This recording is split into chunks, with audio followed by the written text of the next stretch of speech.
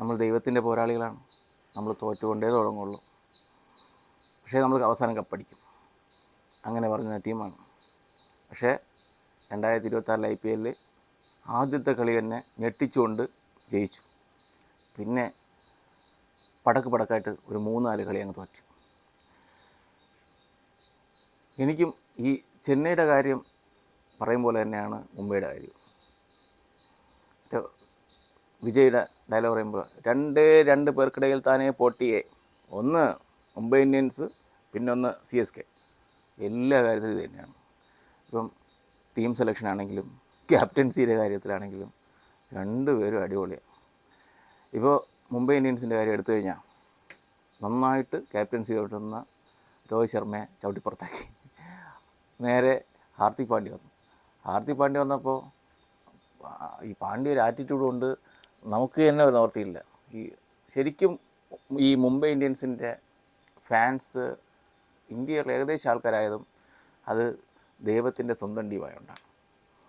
ദൈവത്തിനോടുള്ള നമ്മുടെ ഒരു സ്നേഹം എന്ന് പറഞ്ഞു കഴിഞ്ഞാൽ അത് എല്ലാ കാലത്തും ഉള്ളതാണ്. അപ്പോൾ ആ ഒരു ഇത് വെച്ചിട്ടാണ്, ആ ലെഗസി വെച്ചിട്ടാണ് ഇവരിപ്പോഴത്തെ ഈ അവസ്ഥ വരെ ടീമിനെ കൊണ്ടെത്തിച്ചത്. നമ്മൾ ടീമിനെ ഉത്തേജിപ്പിക്കാം, പക്ഷേ ഒരു പരിധിക്കപ്പുറത്ത് ഉത്തേജിപ്പിച്ച് കഴിഞ്ഞാൽ ടീം ഇല്ലാതായി പോകും. അപ്പോൾ അത് ഹാർദിക് പാണ്ഡ്യ കുറച്ച് മനസ്സിലാക്കേണ്ട ഒരു കാര്യമാണെന്ന് തോന്നുന്നു. അപ്പോൾ പിന്നെ ഹാർദിക് പാണ്ഡ്യയ്ക്ക് ഈ ലോകത്തുള്ള ആരെയും വിലയില്ല. ഇപ്പോൾ ഓണറേയും വിലയില്ല, ഇന്ത്യയുടെ ടീമിൻ്റെ ക്യാപ്റ്റന് വിലയില്ല, പിന്നെ ലോകത്തിലെ ഏറ്റവും നല്ല ബൗളറെ വിലയില്ല, ആരെയും വിലയില്ല. പിന്നെ എങ്ങനെ ടീം ഉരുപ്പെടും? എനിക്കൊന്ന് ഈ IPL തന്നെ ഏറ്റവും one of the best team എന്ന് പറഞ്ഞു കഴിഞ്ഞാൽ അത് മുംബൈ ഇന്ത്യൻസ് തന്നെയാണ്. പക്ഷേ ഒരു കോർഡിനേഷൻ ഇല്ല എന്നാണ് കളികൾ കാണുമ്പോൾ മിക്കവാറും തോന്നുന്നത്. രോഹിത് ശർമ്മ ചില സ്ഥലത്ത് ഇടപെടുന്നുണ്ട്, സൂര്യകുമാർ യാദവ് ഇടപെടുന്നുണ്ട്. കാരണം എനിക്ക് തോന്നുന്നു ഈ 11 പേര് കളിക്കുകയാണെങ്കിൽ 11 പേരും ക്യാപ്റ്റനായിട്ടാണ് എനിക്ക് തോന്നിയത്. അതിൻ്റെ ഇടയിൽ ന്യൂസിലൻഡിൻ്റെ ക്യാപ്റ്റനുമുണ്ട്. അപ്പോൾ ക്യാപ്റ്റന്മാരെ കൊണ്ട് ഒരു നിവൃത്തിയില്ലാത്തൊരു ടീമാണ് മുംബൈ ഇന്ത്യൻസ്. നിങ്ങളെക്കാളും വലിയ ക്യാപ്റ്റനാണ് ഞാനും തെളിയിക്കാൻ ഹാർദിക് പാണ്ഡ്യയും ശ്രമിക്കുന്നുണ്ട്. അപ്പോൾ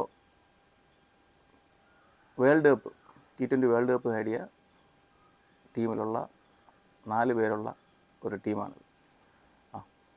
തിലക് വർമ്മ, സൂര്യകുമാർ യാദവ്, ഹാർദിക് പാണ്ഡ്യ, ബുംറ. അപ്പോൾ ഇത്രയും നല്ലൊരു ടീമുണ്ടായിട്ടും കളി ജയിക്കാൻ പറ്റാത്തത് ഒരു ചോദ്യചിഹ്നം തന്നെയാണ്.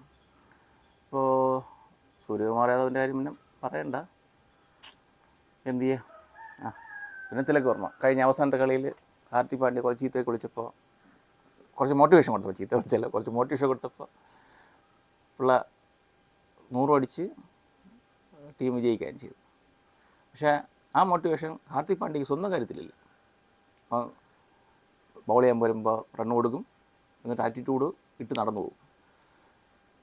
ബാറ്റ് വരുമ്പോൾ അങ്ങനെ തന്നെയാണ്, അടിച്ച് കൈ കൊടുക്കും, അപ്പോഴും ആറ്റിറ്റ്യൂഡ് ഇട്ടൊരു കളിയില്ല. നമ്മൾ ഹാർദിക് പാണ്ഡ്യ തന്നെ കഴിഞ്ഞിട്ടുള്ളൂ. അത് രണ്ടുപേരും, അണ്ണനും അങ്ങനെ തന്നെ തമ്പിയും അങ്ങനെ ഇല്ല, അണ്ണനും അങ്ങനെ തന്നെ, അണ്ണൻ്റെ അണ്ണനും അങ്ങനെ തന്നെ, രണ്ടുപേരും ആറ്റിറ്റ്യൂഡ് ഒരു രക്ഷയില്ല. പക്ഷേ നല്ല കളിക്കാരന്മാർ തന്നെയാണ്, അതിൽ തർക്കമൊന്നുമില്ല. ശരിക്കും എനിക്ക് തോന്നുന്നത് നമ്മുടെ റിലയൻസിൻ്റെ എന്തോ നിഗൂഢമായൊരു സംഭവം ഈ ഹാർദിക് പാണ്ഡ്യയുടെ കയ്യിലുണ്ടെന്നാണ്. അല്ലെങ്കിൽ ഇങ്ങനെ ഒരിക്കലും ഒരു ടീമിൻ്റെ ക്യാപ്റ്റനെ കയറൂരി വിടില്ല. എന്തെങ്കിലും ആവട്ടെ.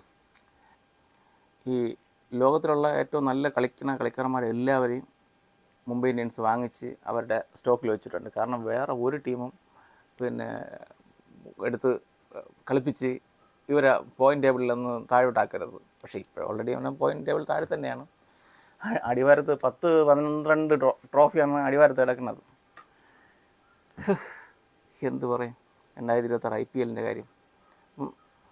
ഞെട്ടിച്ചത് സൺറൈസേഴ്സ് ഹൈദരാബാദ്, പിന്നെ രാജസ്ഥാൻ റോയൽസ്, ഇവർ രണ്ടുപേരാണ് ഞെട്ടിച്ചത്.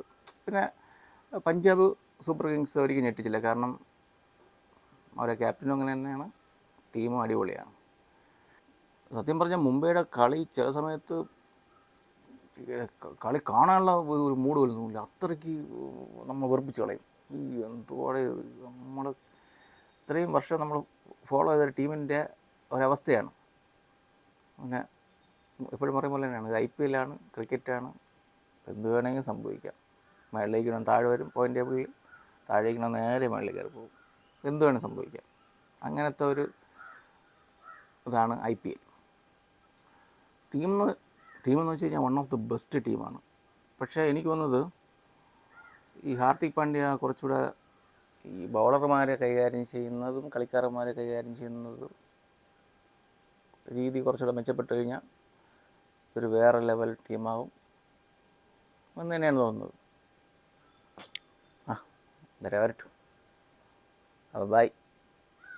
വീണ്ടും സന്ധിക്കവരേക്കും വണക്കം.